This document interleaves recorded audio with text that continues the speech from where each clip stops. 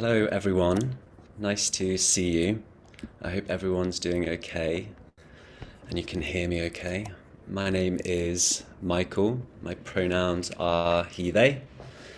I'm the founder of We Create Space.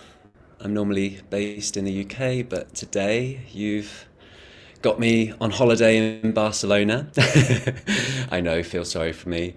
For anyone who needs it, a brief visual description. I am a white male presenting person in my 30s. I've got stubble, coiffed hair, wearing a white t-shirt today. And behind me there's a beige sofa, beige chair, some white walls and a mirror. So thank you everyone for joining us. For those who have been here before, welcome back. For those who are new, welcome. Do introduce yourself in the chat if you'd like. There is also live transcript available if you would like to use that. There's also the opportunity to ask questions via the Q&A. You can use the chat to comment as we go through today's session as well. So just a bit of an introduction to We Create Space for anyone who doesn't know who we are. We are a global platform and non-profit community, and also a collective of queer leaders united on our mission to drive change for LGBTQ plus people around the world. And we do that through shared experiences, through content, and through consultancy. We also have our first Pride events taking place this summer under the kind of Pride and Beyond umbrella. This includes a summit on the 13th of May, pre-Pride. It's a virtual experience with our collective of queer leaders, and it's to help individuals prepare for the season ahead. We all know how challenging it can be. And we also have a retreat taking place post-Pride, so the 4th to the 6th of July. And this is taking place in the UK. And it's a chance for queer leaders to come together, reset, and recuperate really after a busy season.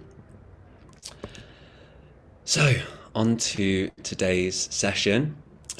This is part of our Queer Leadership 101 series, which is supporting LGBTQ plus individuals with becoming better leaders. We are also welcoming allies here today, so hello. And really today's session is about how can we create spaces that allow for future queer leaders to really challenge organizations, challenge existing systems, and also kind of really move the needle forward for everyone. So we're joined today by Tash and also Tate, who are going to be taking you through today's session. So I'm going to pass over to them. Enjoy. Thank you, Michael. So hi, I'm Tash, pronouns she, her, and just a bit of a visual description. I am a mixed race woman. I'm sitting in front of a beautiful blue background. I have my hair in braids today, and I'm in a black top, feeling cozy because I will admit I'm a little bit poorly today, so I apologize if I'm having a little bit of a sneeze throughout the session as we go through it. And I'll actually give Tate the opportunity to introduce himself. We will be coming back round to Tate again, but I'll let you introduce yourself, Tate, just to begin with. Thank you, Tash. Hi, everyone. Thank you for joining us. My name is Tate Smith. I'm an openly transgender man, and my pronouns are he, him. I'm really happy to be here and speaking to you all today. Thank you so much, Tate. So as I said, we will be coming back to Tate as our guest speaker a little bit into the session. But initially, to kind of kick this off, I'm aware, as Michael was saying, we have a combination of people in the room in terms of and what we're looking to do today. So for many of you who are here, it's about trying to understand how you can support, nurture, enable queer leaders to emerge within your organization, or maybe you are a queer leader within your organization and it's about figuring out how to utilize your own sort of skills and abilities within that. So you may be in the early stages of creating an ERG, you may be an existing chair, and it's just trying to understand how best you can be supported, but also how organizations can support you. So I'm going to actually ask Michael, who is running slides today, to bring up the first slide for me, if that's possible. So I wanted to start with this definition we hear from Alexis Gumbs is, our definition of queer is that which fundamentally transforms our state of being and the possibilities for life. That which is queer is that which does not reproduce the status quo. So for a lot of it, I find this quote myself really powerful. For a lot of us, we're maybe operating within institutions and organizations that sort of mimic some of the more oppressive structures that we know in wider society. And our organizations have been built on some of those biases that we see within society towards particular groups. Now, obviously, this extends outside of LGBTQ, but a lot of the challenges that we face are based within some of those original oppressive structures. And what we're trying to figure out is how we can first sort of highlight some of those structures, unintentional and intentional, and then how we can challenge them and move past them. So it's important to know that actually when we think about statistics and statistically, more than 2/3 of LGBTQ respondents say, this is in a recent study done within Stonewall, say that they avoid sort of holding hands with the same-sex partner for fear of negative reaction from others. So that's within a greater society. So it's important to understand how this then influences within organizations. And some of the stats that we see here, more than a third of LGBT staff, 35% have hidden that they are LGBT at work for fear of discrimination. Almost 2 in 5 bi, 38%, aren't out to anyone at work about their sexual orientation, compared to 7% of gay men. So it's also understanding some of the challenges, even within the community and community spaces that we're already maybe setting up and creating, and understanding, are they inclusive for everybody as much as they can be within the setups that we're creating. So just kind of give you a moment to digest some of these initially. So what are some of the things that we can do to create these spaces that we so desperately need? And I'm going to bring you to 4 stages, essentially. And these 4 stages are inviting, coaching, supporting, and directing. And these are sort of our umbrella of the types of things that we can do in order to create the spaces that we're looking for. So inviting, it's about thinking about what spaces are we operating in and who have they been benefiting up until now? Who has been missing from the spaces, and how are we inviting them in? How are we ensuring that we're welcoming and that we have open spaces created for people to flourish? So when we think about diversity and inclusion, as an umbrella term, we often focus a lot around the diversity. So we see that we maybe have, certain diversities represented within our organizations, but inclusion, it's a two-part thing, right? And having our diversity doesn't automatically mean by default that we have that sense of inclusion. So we maybe have certain people represented in an organization, but are they being invited to fully participate? Are they feeling truly inclusive? So that's what we're talking about when we're saying about inviting, is who do we need to actually openly extend that invitation to within our spaces? Next, we have coaching. What knowledge or tools do we need to offer? So for many, we're asking people to step in positions into potentially new roles. And just because we're providing a space for queer leaders doesn't necessarily mean that they come into that space with all the knowledge and tools, right? What do we need to do in order to support these people to be the best leaders that they can be? So what tools do we maybe need to provide for queer leaders, and what coaching do we need to provide? This then leads into supporting. So supporting is a little bit, I'd say, like hands off, in terms of, if we see coaching as that, side by side sort of guidance. Supporting is, a little bit more of a step back. It's working together, maybe sharing ideas, suggestions, a little bit more of collaboration.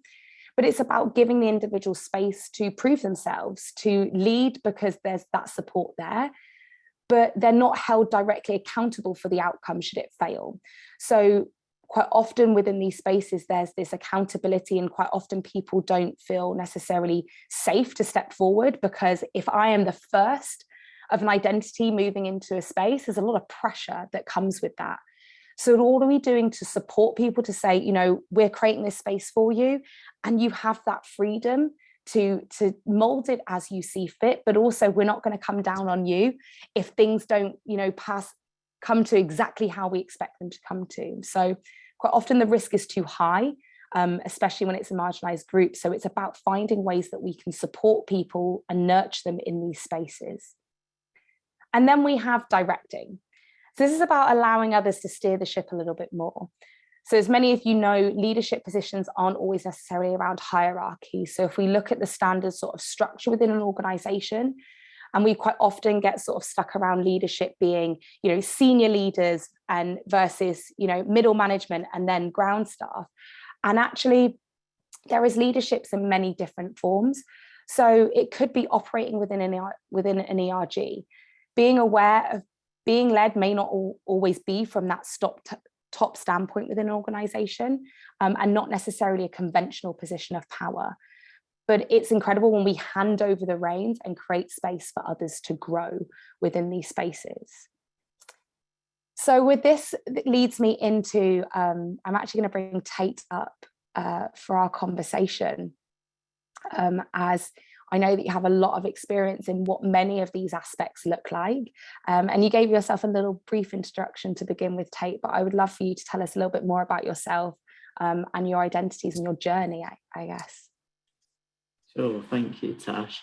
So as mentioned, I'm an openly transgender man. I'm actually coming up to my 3-year anniversary of my medical transition on testosterone, which you'll probably hear me refer to as T, just to save me from saying the full name. But yeah, so I've been working as a legal secretary for a couple of years now, and I also study law part-time in the evenings, and then I've kind of made a little side hustle, if you will, out of my activism. I'm really, really passionate about my trans activism and trans male visibility and debunking common myths surrounding trans people.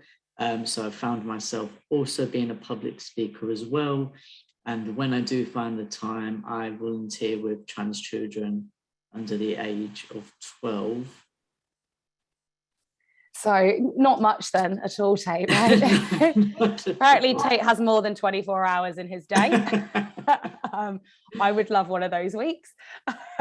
Thank you so much. So I guess first and foremost is, I know that you know, as you've shared, you're openly trans, and it's a massive part of your journey and where you've got to now in terms of the speaking that you do and really educating. But how has your trans identity impacted how you've navigated within these spaces? So within, you know, you come from a very sort of quite strict, I guess, background in terms of law, and it's quite strict and rigid in its sort of the impression that it gives. So how has that really impacted the spaces that you've been in?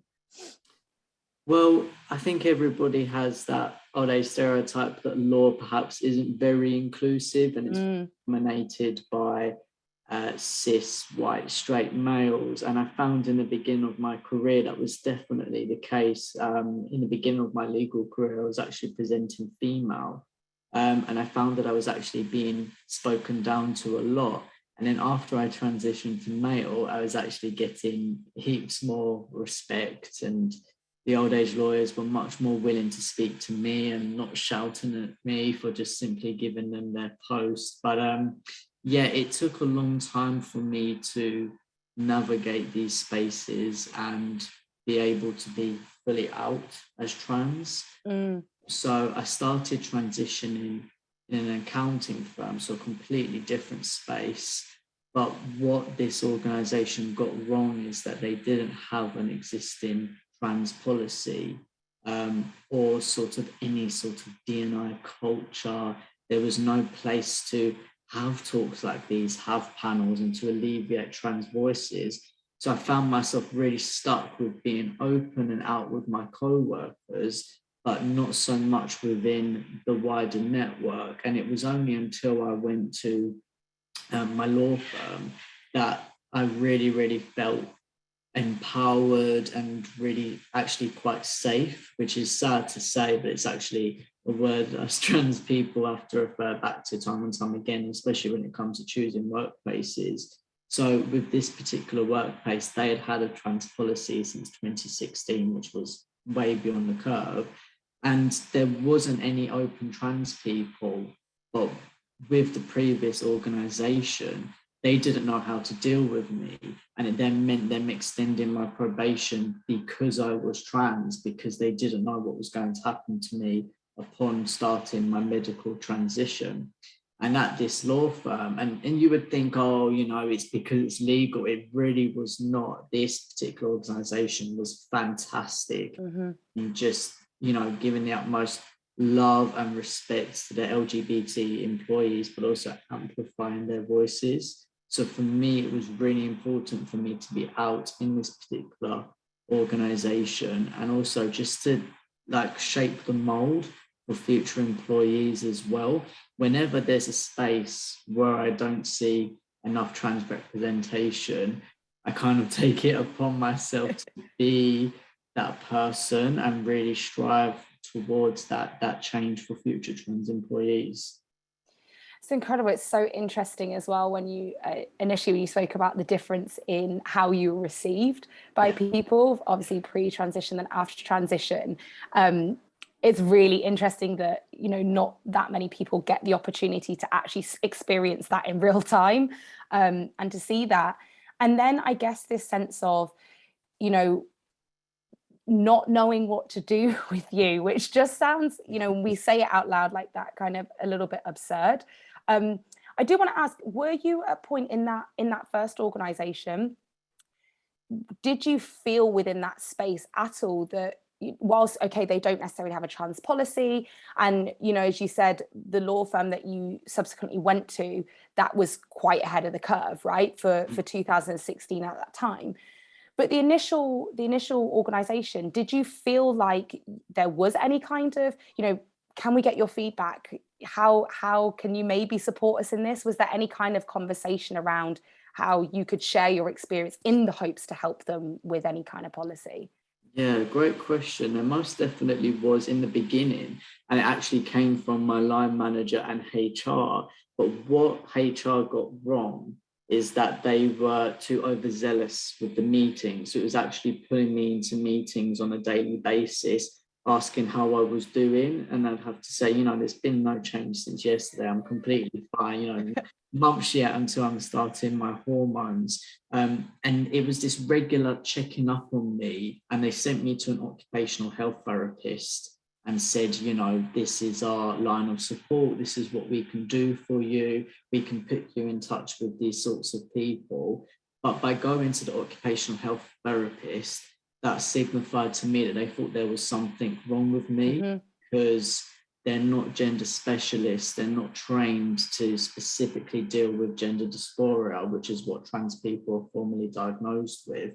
And this occupational health therapist said, I don't know what to write to your HR team, because testosterone is actually going to make you more focused, confident, and productive. And that went back to them, and they were having none of it. That obviously just did not feed whatever narrative they were forming at that time. And they actually came back to me and said, perhaps you would like to sit in another room to your colleagues. They just thought I was going to like turn into the Hulk on testosterone, angry, like my colleagues. I don't know what they were thinking. And, you know, what I thought originally was support turned out support at all. Yes, they were asking, you know, please, you know, if there's anything, please tell us. Okay, there is a fine line between having the employer advising you, especially if you are forming a trans policy, you must hear from real trans people. Yeah, of course. You must already have something going on yourself.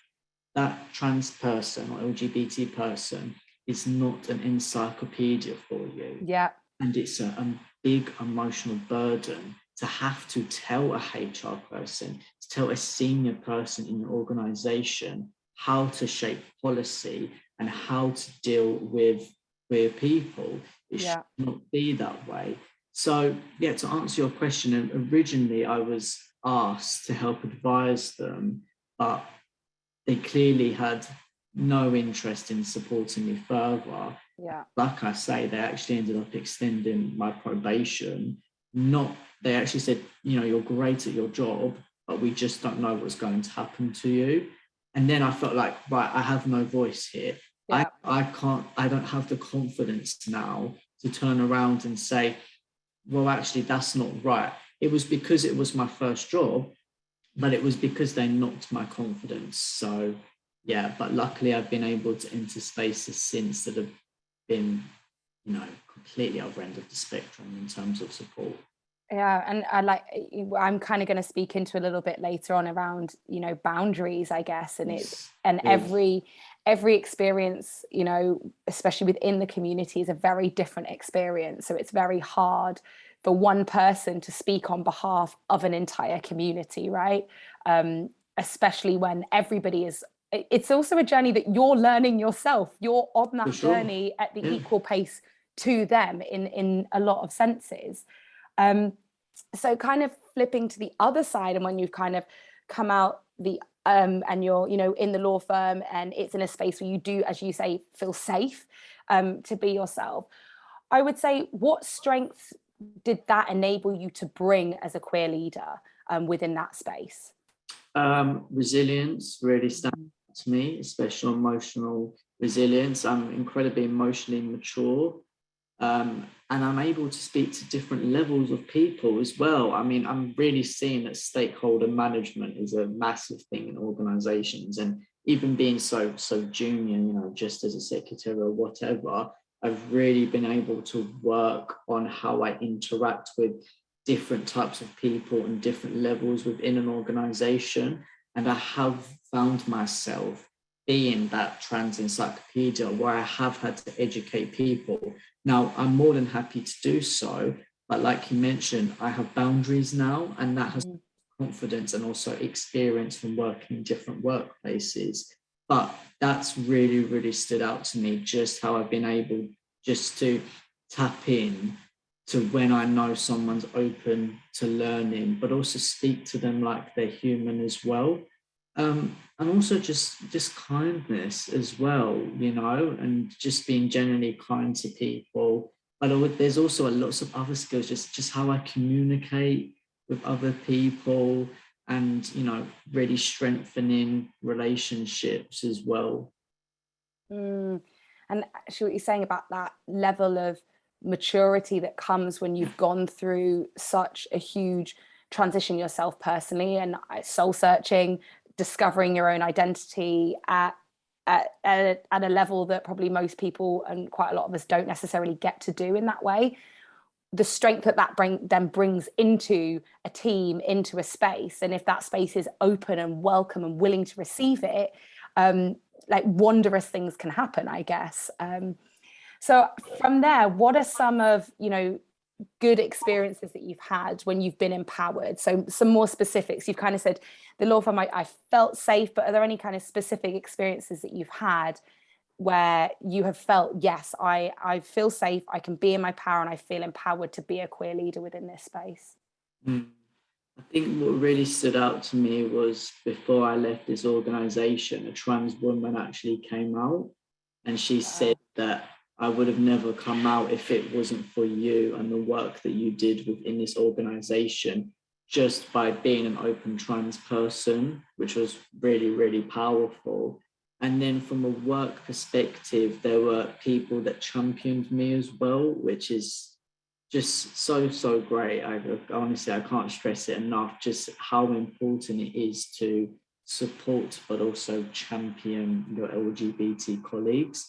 And somebody who worked in PR knew someone who worked at Legal Week, and they said, I think you should share your story with them. And that kind of kicked off my whole public speaking activism career, as per se. And I was able to tell my story in an impartial light, but also to share that story I had at the previous organization. And then others kind of followed suit. And there was a really great response to it where they were like, right, we will never do similar in our organization. But also, I had lots of people that would say, you know, I have a trans son who's maybe like 12 or younger, and he would really, really look up to you, or you've given me the tools to be able to support my trans cousin. Just lots of experiences like that that really reminded me why I am so open and out in my organization and why I do the work that I do, basically. That's amazing. It's we kind of forget as individuals that it expands much further than just, you know, within a team, within a specific company, right?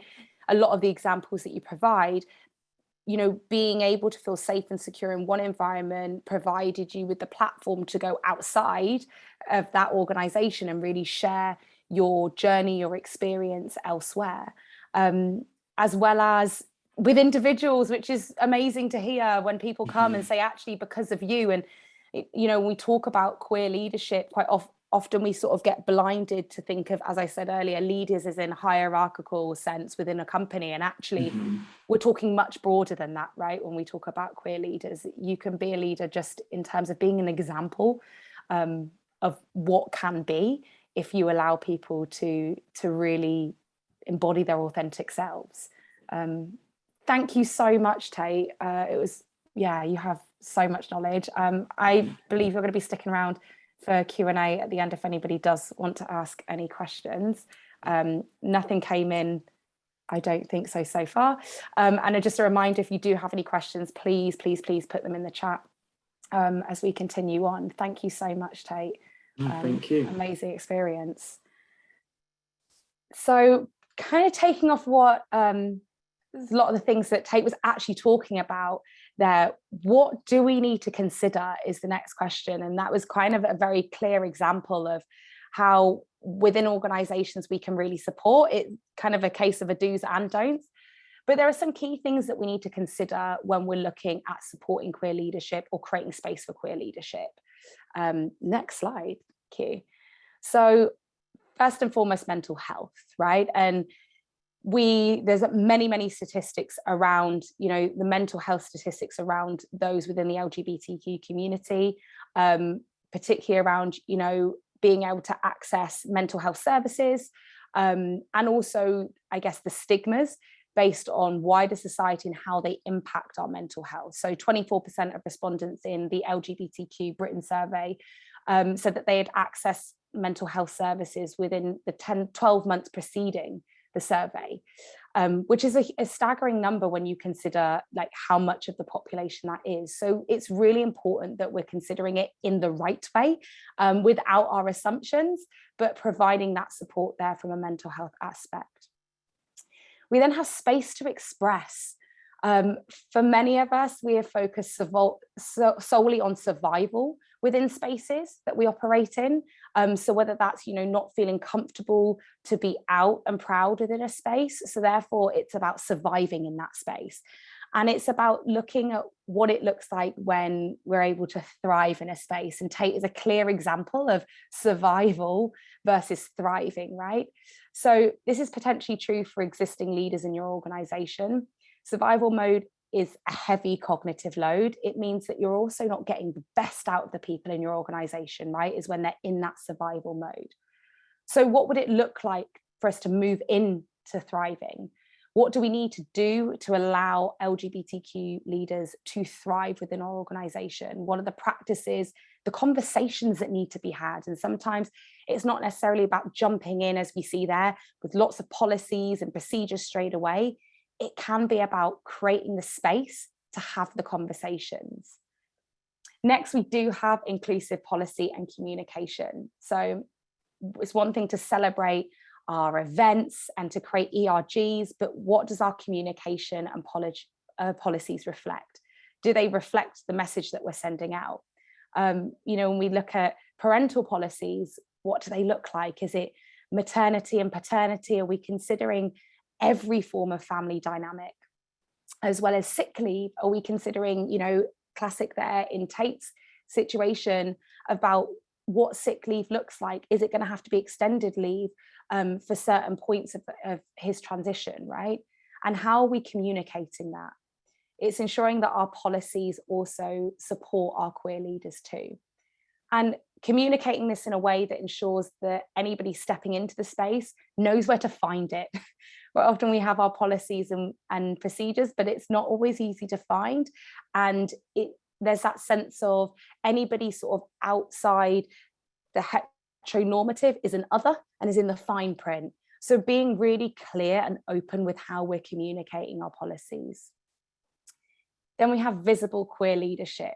Famous quote, you can't be what you can't see. So how visible are existing queer leaders? What is the career progression for leaders? How aware are people of those journeys? And again, when we talk about queer leaders in this sense, it's yes, in a hierarchical sense, ensuring that an LGBTQ plus identity isn't something that could work against a person, right? We maybe have people in positions of leadership who are part of the community. Do they feel safe to share that? Do you feel safe as the CEO, the CFO of a company to share that you are also LGBTQ? How is that perceived? We want to make sure that that is recognized and celebrated. And then we have those who maybe aren't in senior positions, as Tate was saying, but we make space for them to become leaders within our organization in a different format. So whether that's chair of ERGs or just examples of how open and honest and authentic our spaces are. We have mentorship. We spoke a little bit about it. We spoke a lot about it earlier, actually, in terms of coaching and supporting. And sometimes it's about finding those mentors when we're stepping into spaces and we don't necessarily feel like we're seen, or we don't really know how to be open and honest, but finding mentors that can help support in that journey can be a really, really powerful tool within an organization. And then finally, we have boundaries. It's so, so important that we acknowledge the boundaries set, both by individuals, but also as organizations, that we don't over, pull on those resources from people within the community. And this goes actually amongst any marginalized group within our organization. Just because a person holds a specific identity doesn't mean that they want to be the encyclopedia of that identity. So it's really important that we acknowledge boundaries in terms of how much people want to share about themselves, and also our expectation of them within the organization. So this leads us nicely onto, as we are coming now into Pride Month in June, as Michael was saying, we have a lot around Pride Month coming up and how we can offer support, but as sort of some key takeaways and our do's and don'ts around Pride Month. So do's, it's really important to get employee input. So to consider different identities and also the locations of our employees. Just because maybe your HQ is in a country where we have, relatively, open laws in terms of LGBTQ support and discrimination, there may be other parts of your organization that aren't in countries where this is the same. So really to consider employee input there. Educate yourself around the history of Pride, where it comes through, the message that we're trying to share here. Yes, there is this big celebration, but there is also a huge history that led us to the Pride parades that we know today. And share the inclusive policies. Be really open with the inclusive policies that you have, to ensure that Pride Month is an opportunity to really reignite those. Some don'ts on the flip side of that is, please don't limit your Pride campaign to a rainbow logo. We've all heard the term rainbow washing. It's really important that the logo, yes, of course, it is a one clear show of allyship, but it's important that it extends further than that, and that we're not relying on stereotypes. The LGBTQ plus community is a very broad and diverse community, and quite often within Pride campaign materials and marketing materials, it only is representative of a small portion of the community. So really think about how broad and wide you're going with that. Don't force employees to participate just because they are LGBTQ+. As we said, there are boundaries to be set. Please ensure, just because somebody has identified as part of the community doesn't necessarily mean that they want to be involved in everything around Pride Month, or that they want to speak at Pride Month. They may also just want to participate. It's a very busy and testing time of the year for a lot of people within the community, especially those who are public. So just be mindful of that. Consider pairing your campaign with monetary donations that support the community. Yes, of course, it's not always about money, but it's a massive thing if you are putting a pride flag on your product, or you're standing out and saying that. If you can support communities and organizations that are doing the work, that's an amazing way to show that allyship. Include pride messaging in your marketing. Make it about the celebration and education, not just about your product. Pride at this point is not always about you. It's about, you know, the messaging and the education behind it. And as we say here, create external campaigns. Do not create campaigns solely for the purpose of monetary gain. And do not assume that the LGBTQ community doesn't face adversity just because it's Pride Month. Actually, for a lot of people, this is quite often the most challenging point of the year, because there is a magnifying glass in the community. So you'll find that actually, from a mental health perspective, yes, it's incredible to see the support, the allyship, the celebration, but at that point, it also puts you up and on the front lines for anything else that is maybe not so welcoming. So just be mindful of that within organizations. Lend your platform and act with transparency. So transparency is really key. A lot of organizations, they'll maybe do the rainbow flag and they will sort of externally share what they're doing around Pride, but actually the internal perception for employees actually working there is very, very different. So we always say, you know, get your own house in order. It's really important that if you're going to be really vocal and open and supportive externally of Pride, then you also need to ensure that you're doing the same inside your organization, and that the people closest to you also feel that support too. So those are a few just do's and don'ts. I think we've had some questions come in. I can see the Q&A popping off. So I will flip over.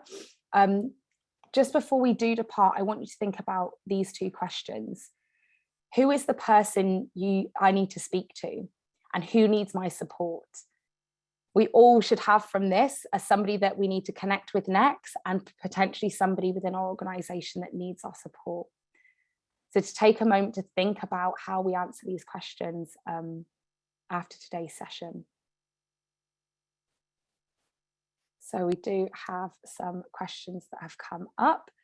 I don't know if Michael can also help out with going through these. Thanks for sharing your story, Tate. I truly appreciate you. Just going to get through to a question. Do you feel safe now? Do you feel supported? Do you feel comfortable in your own skin? Is the first question that we have for you, Tate. Great, thank you. I do definitely feel safe now. I work in a really, really great organisation at the moment, which really champions individuals, not just LGBT people, which is really great.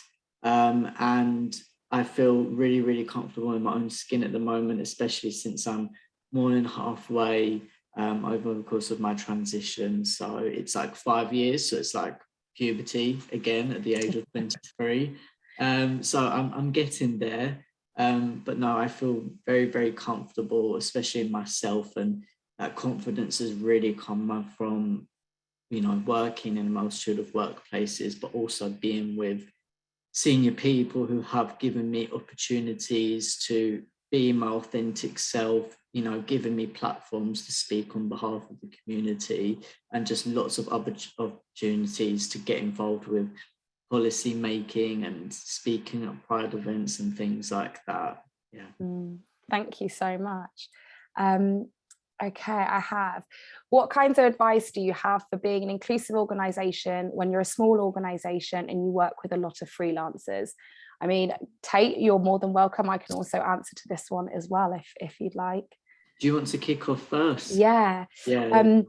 I think it's also, I appreciate when you have a lot of people who are maybe outside of your official organisation, but in terms of you as even as a small company, there are still lots of things that you can do in terms of ensuring that you set a level of an expectation and how you want to navigate and operate as a small organization. And then the people that come into your space have an understanding of, this is our code of conduct. Our code of conduct is that we are fully open, transparent, and inclusive of everybody that steps into this space.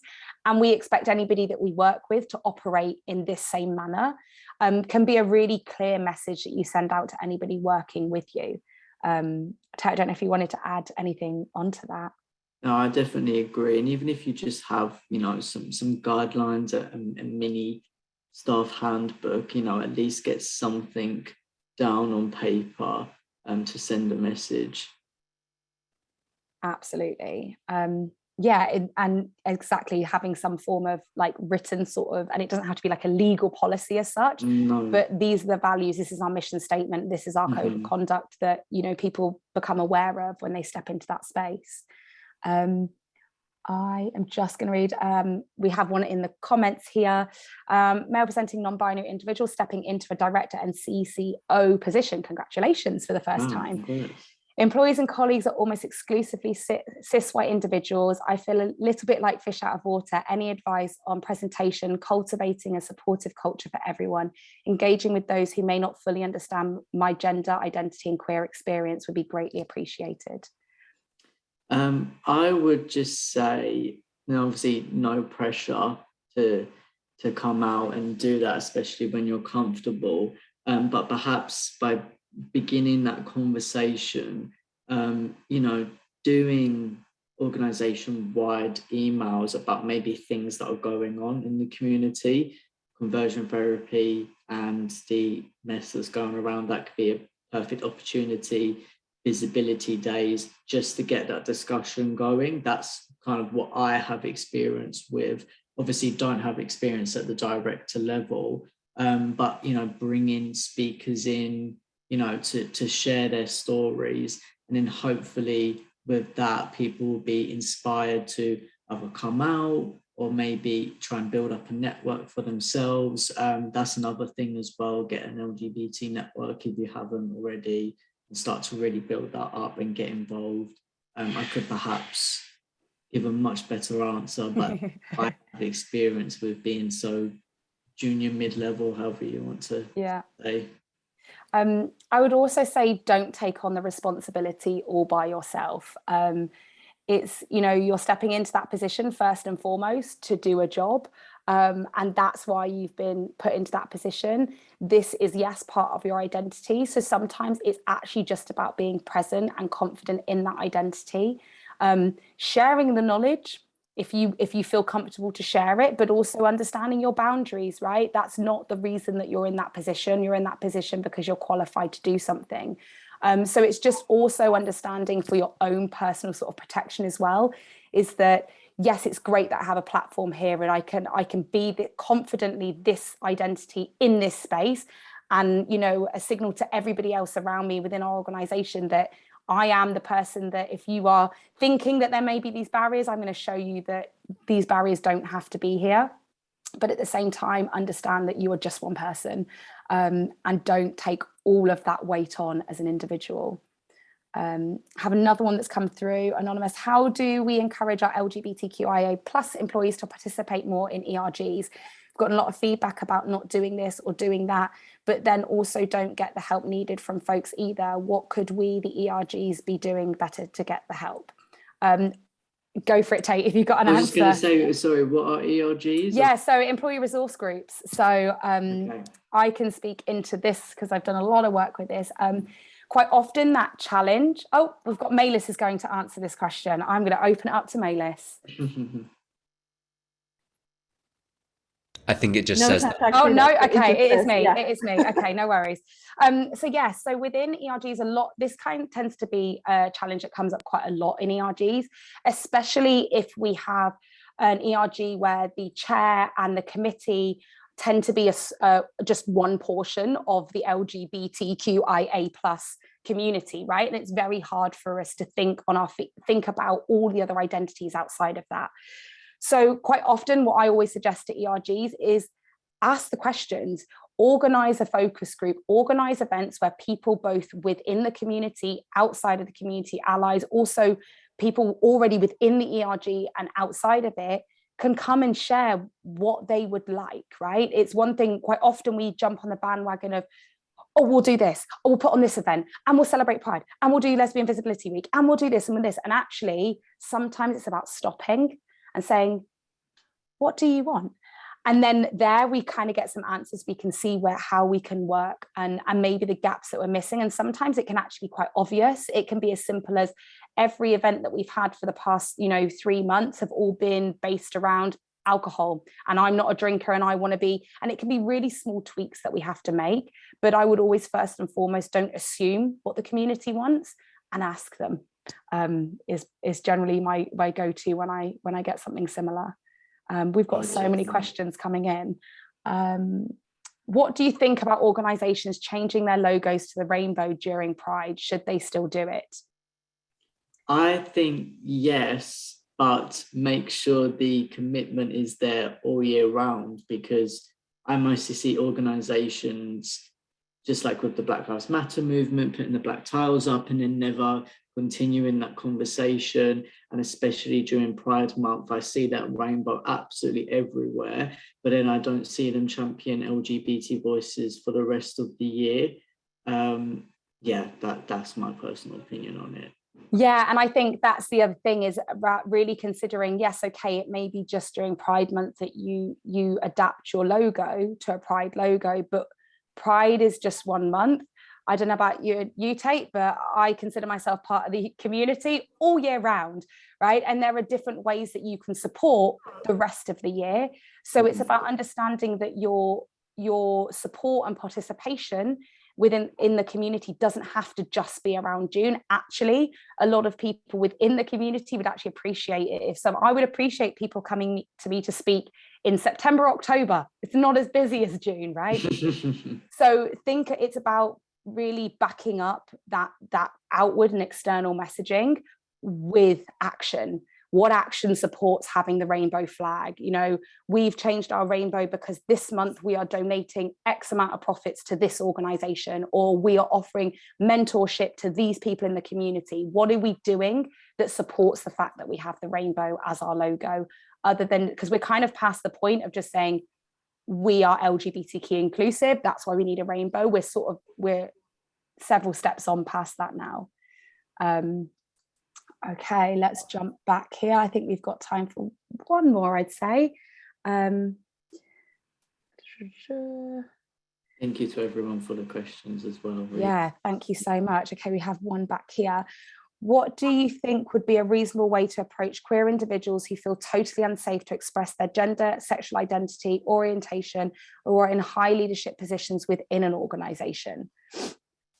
Tate, do you want to take it first, or do you want me to kick it off? I'm just carefully reading the question just to make sure I completely understand the situation. I think I've had experience with this at a previous organization, and I would just recommend to be led by the individual. They really should not feel pressured to come out. I remember at this law firm, we had a HR system where people could put down their gender identity and their sexuality and whatnot, but we had an openly lesbian partner, which would have been absolutely fantastic to have in such senior leadership in a law firm, but they didn't want to come out, and that's completely fine, and they didn't feel the need to.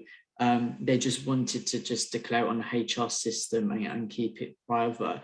I think if that information comes to you, obviously keep it confidential, but keep the compassion as well, be there for them. They might come to a point where they actually feel confident enough to come out, but perhaps just be better led by them and maybe ask them, is there a reason why you would not feel safe coming out? What could we do as an organization to help you get to that point? And then you can better understand why they don't feel safe and perhaps what you can change within your culture, because it might well be that person's come and said to you they don't feel safe.